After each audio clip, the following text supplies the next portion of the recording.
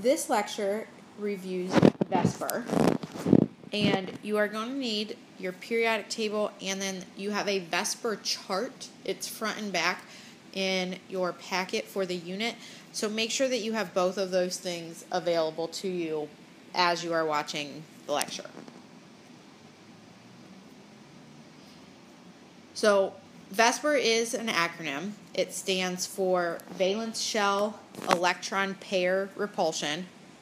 Probably thinking, all right, what does that mean? So one thing you have to remember is that electrons have negative charges. And when you have two things that have a negative charge, instead of being attracted to each other, they are going to repel. So electrons are going to repel each other because of their negative charge. Now, they're going to try and get as far away from each other as they can, but remember that they have to remain in those orbitals. So if they're in the S, they have to remain in the S. If they're in the P, they have to remain in the P. So they have to remain in that orbital, but they're going to repel each other as far as they can because of those opposite charges. Now, we also need to make note that atoms, molecules, and compounds are three-dimensional. They are not flat. So when we were drawing our Lewis structures, we drew them as flat figures on the paper. But that's not really what they look like. So what Vsepr theory is going to do is going to tell us the shape of the actual atom or the molecule or the compound. What is its three-dimensional shape? What does it look like if I were to hold it in my hand? So the first thing we need to define is a domain. So this is going to become very important when we are trying to determine what the shape of something is. We have to be able to identify the domains first. So the domain is the number of bonds to your central atom. So if you have something like carbon with an H and an H and an H, you have let's use a different color, 1, 2, 3, 4 bonds on your central atom.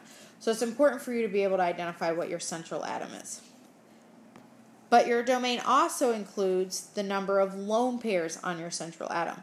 So if there were any lone pairs on this carbon, which this example there are not, but if there were, those would also be included in the domain.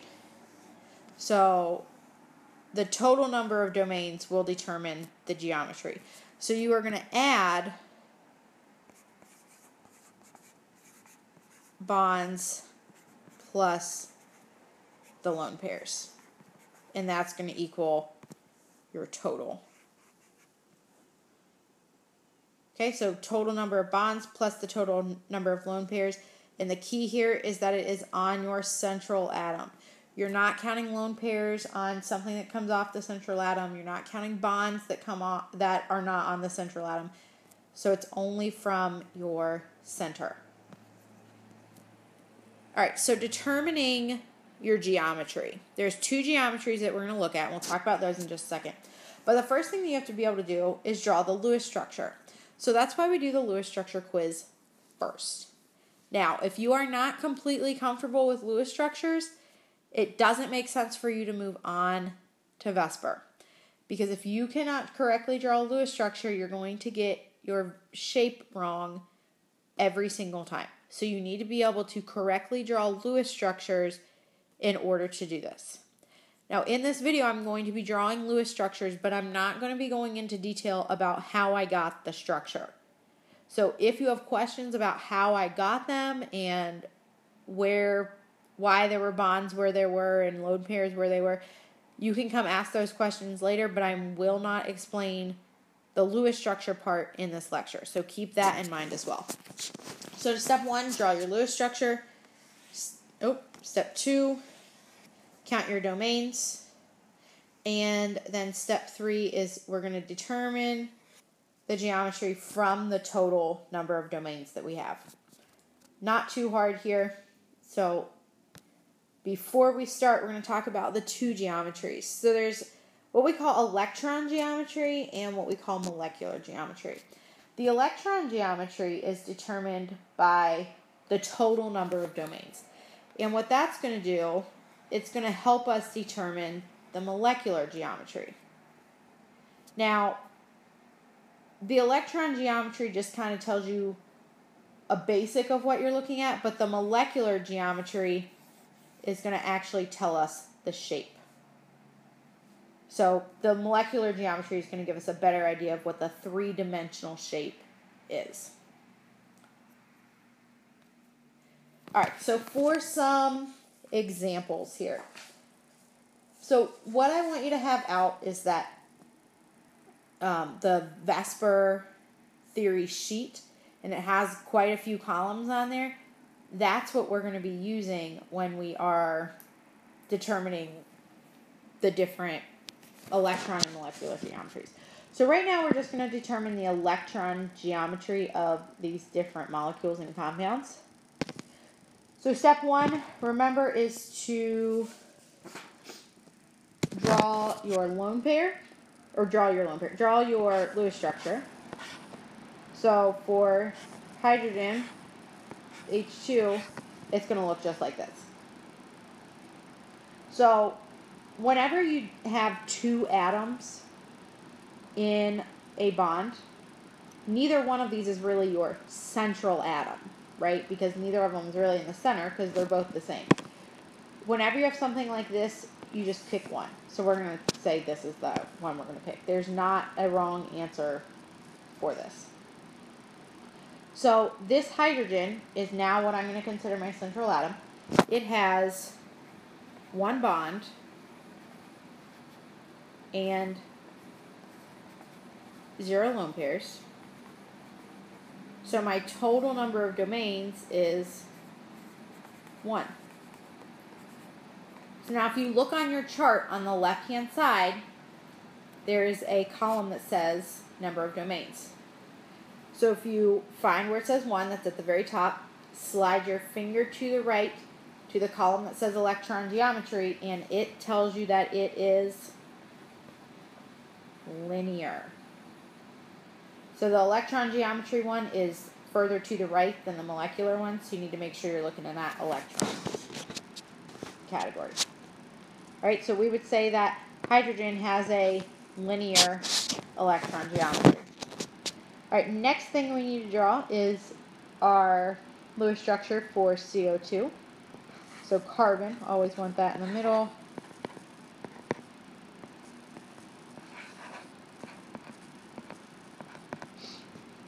All right, so step one, determine our number of lone pairs on our central atom. Our central atom here is carbon.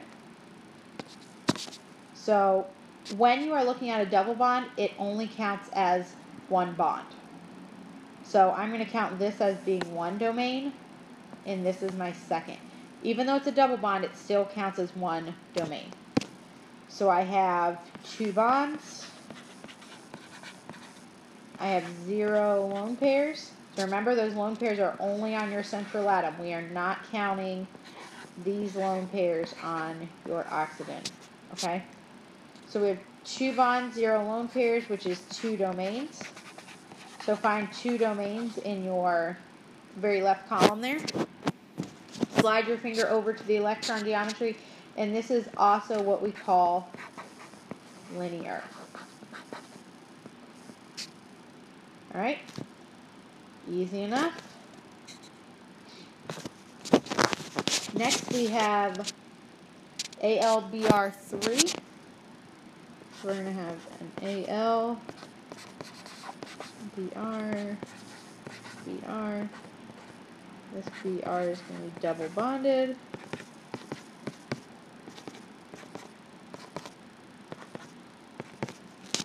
Alright, so aluminum here is my central atom.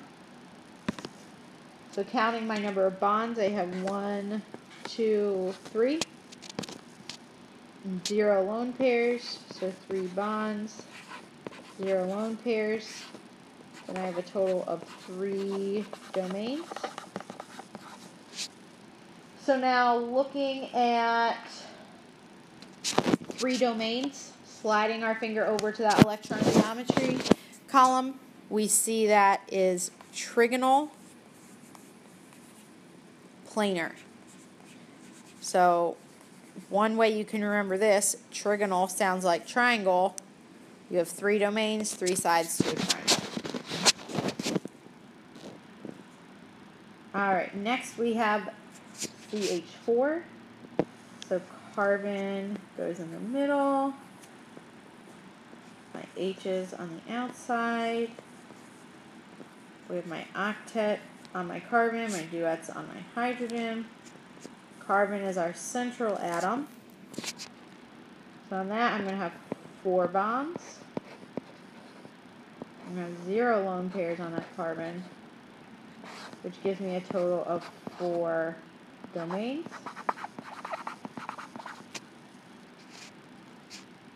So this is still on the front side of your paper. At the bottom, 4 domains, slide over, and our electron geometry is tetrahedral. So this should look familiar from your ion packet. Tetra meaning 4. 4 domains, tetrahedral. Right, 2 more. So this first one here, PCl5, this is going to be an expanded octet Lewis structure. PCl, Cl, Cl, Cl, Cl. All of these are filled with lone pairs. It's going to get all of my electrons counted for. Alright. So on my phosphorus, which is my central atom, I have 1, 2, 3, 4, 5 bonds. I do not have any lone pairs.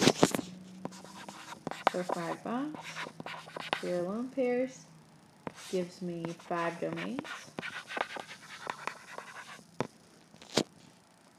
And this, you're going to have to flip your paper over. So now you see it says 5 lone pairs on the left-hand side. Slide your finger across to your electron geometry. And 5 domains is trigonal, bipyramidal.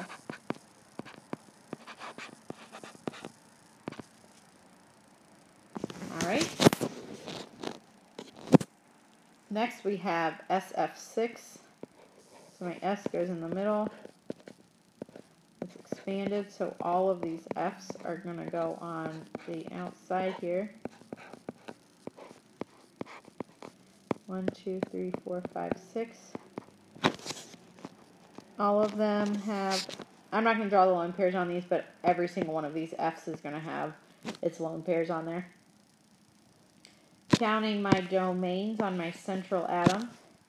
1, 2, 3, 4, 5, 6 bonds, 0 lone pairs. Gives me 6 domains. And this is what we call octahedral. So don't let this prefix here confuse you and make you think 8. Usually we think octagon. So just remember, octahedral is 6. So those are your electron geometries. Those are your 6 options that you could have. 1 domain, 2 domains, 3, 4, 5, and 6. Now for determining the molecular geometry. So the first thing we have to do when we determine the molecular geometry is determine the electron geometry first. So that's what we just did.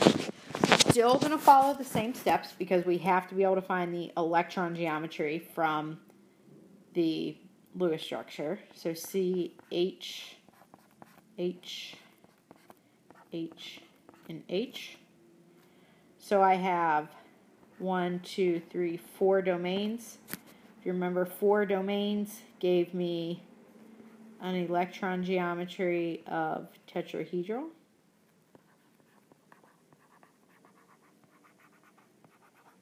Now, over on your left-hand side, a few columns over, you're going to see where it says how many bonds and how many lone pairs there are. So this has 4 bonds and 0 lone pairs. So in that column, you're going to keep sliding over. Now, to the left of your electron geometry column is a column that says molecular geometry. So where it says 4 bonds and 0 lone pairs, it should also say tetrahedral.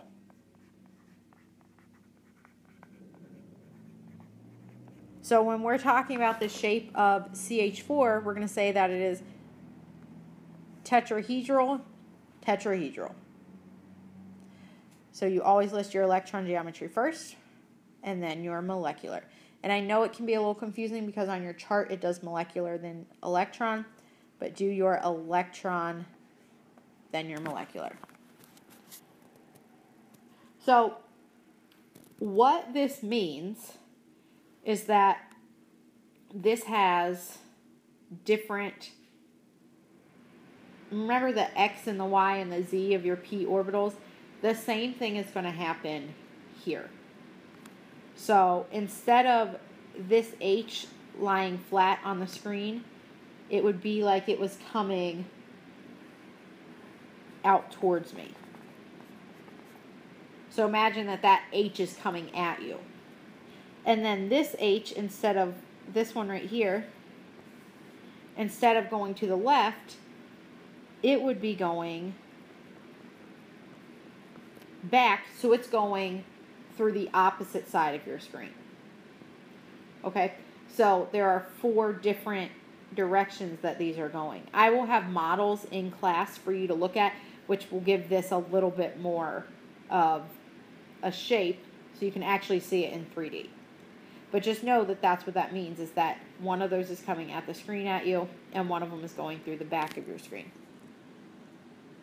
All right, our next one right here is NO3 minus. So when we're drawing this Lewis structure, it's going to be an N, O, O, double bonded O, lone pairs,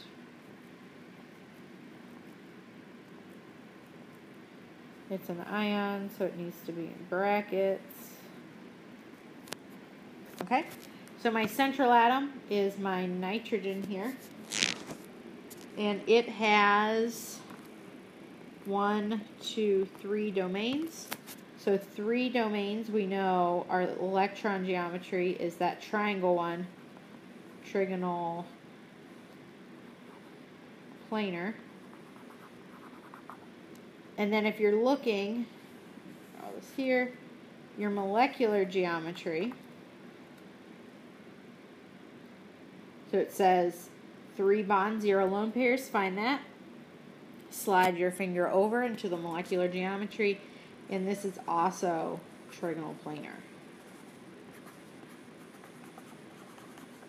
So NO3 is trigonal planar, trigonal planar. All of them are not going to look like this, so we'll do a few examples that are not in just a second here. So let's do something like NH3. So when I draw my Lewis structure for this, I'll draw it up here, H. There is a lone pair on my central atom here. That's the first one we've seen with that. Counting on your central atom here, we have on nitrogen, we have 1, 2, 3, remember lone pairs count as a domain, 4 domains. 4 domains makes my electron geometry tetrahedral.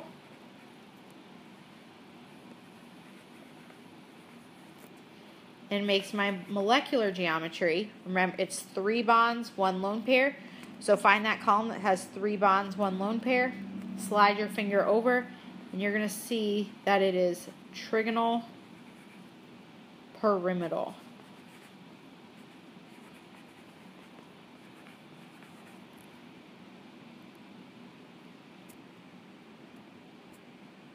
All right.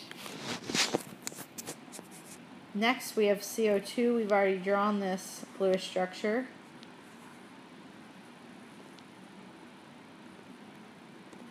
Central atom, domain 1, domain 2. 2 domains gives me an electron geometry of linear.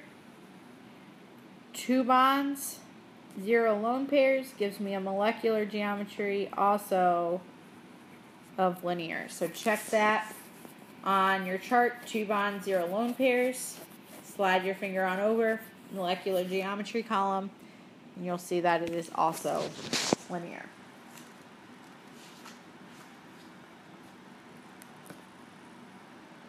All right, one last example here is H2O. So we have O, 2 lone pairs. Here's my H's. So counting my domains on my water, 1, 2, 3, and 4. So 4 domains gives my electron geometry as tetrahedral.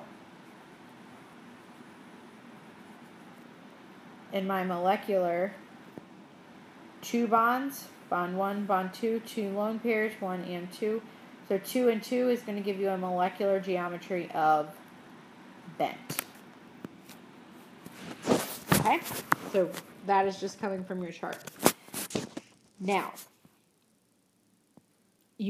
I'm going to let you know you will not be allowed to use your chart with all of this information on your quiz.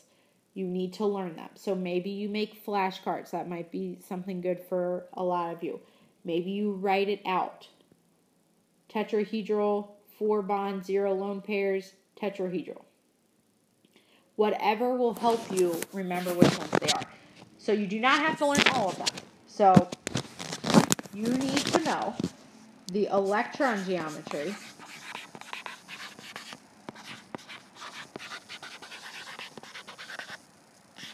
for domains 1 through 6. So that's your linear, trigonal planar, tetrahedral, trigonal bipyramidal, and octahedral. So you need to be able to identify what the electron geometry is for anything that has 1 through 6 domains. For the molecular,